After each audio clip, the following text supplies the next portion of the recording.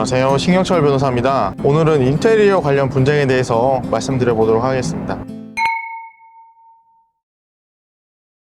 인테리어 업체가 공사를 제대로 해주지 않은 경우 사기죄가 성립이 될 수 있을까요?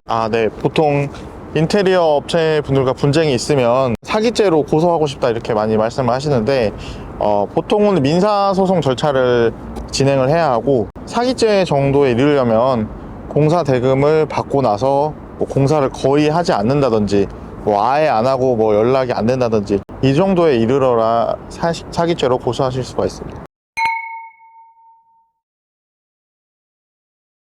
인테리어 업체가 공사를 제대로 해주지 않아서 하자가 발생한 경우에는 어떻게 해야 할까요? 그 업체에 하자 보수를 요청을 하는 것이 우선이고, 계속 요청하였음에도 하자 보수를 해주지 않는다, 그러면 하자로 인한 손해배상 소송을 민사소송으로 진행하실 수가 있습니다. 인테리어 업체가 공사를 다 마무리하지 않고 연락이 두절되는 경우도 있을 것 같은데요. 이럴 때는 어떻게 해야 할까요?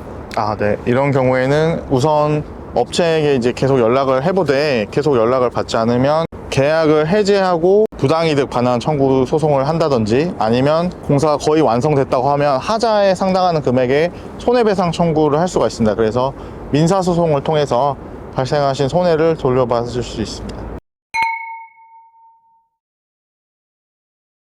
공사를 하다 보면 아무래도 공사비가 추가로 또 더 드는 경우도 있을 것 같은데요. 추가 공사비를 요구한다면 또 어떻게 해야 할까요? 네, 이런 경우도 흔히 발생하는 경우인데, 원칙적으로 도급계약이란 건 일의 완성을 목표로 하기 때문에 어떠한 명목으로 해가지고 금액이 추가되는 거는 원래 되지 않습니다. 근데 업체에서 요구하는 경우에는 처음에 계약서를 잘 작성하셨다면 추가 금액을 주지 않으셔도 되니까 그런 부분은 참고하시면 될 것 같습니다.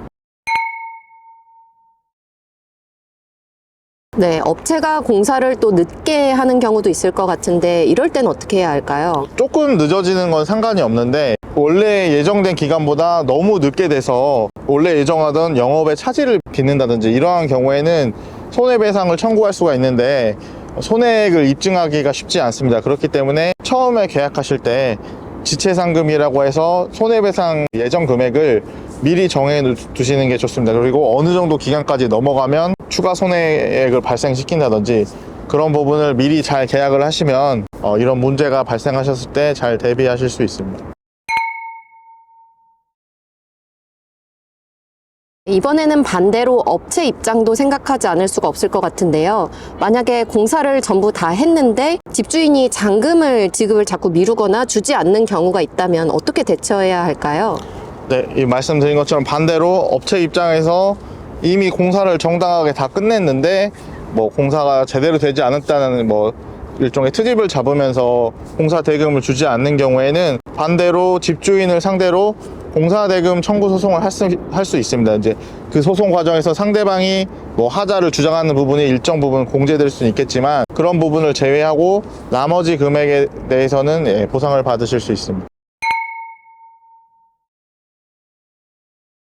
일반 사람들이 인테리어 계약을 할 경우에 반드시 들어가야 하는 항목이 있다거나 아니면 좀 주의해야 될 점이 있다면 뭐가 있을지 조언 부탁드립니다. 인테리어 업체를 할 때 큰 공사면 자세히 계약서를 쓰겠지만, 또 작은 공사 같은 경우에는 구두로 이야기하고 일을 시작하고 나중에 계약서를 준다든지 이렇게 해서 나중에 문제 발생하는 경우가 많은데, 처음부터 업무 범위를 명확히 정해서 계약서를 작성하고, 아까 말씀드린 것처럼 지체상금이나 어떠한 경우에 계약이 해제가 되는지, 위약금은 얼마로 할지 이런 거를 자세하게 잘 정해 두셔야 계약할 때 나중에 분쟁이 발생했을 때 문제되는 걸 막으실 수 있습니다.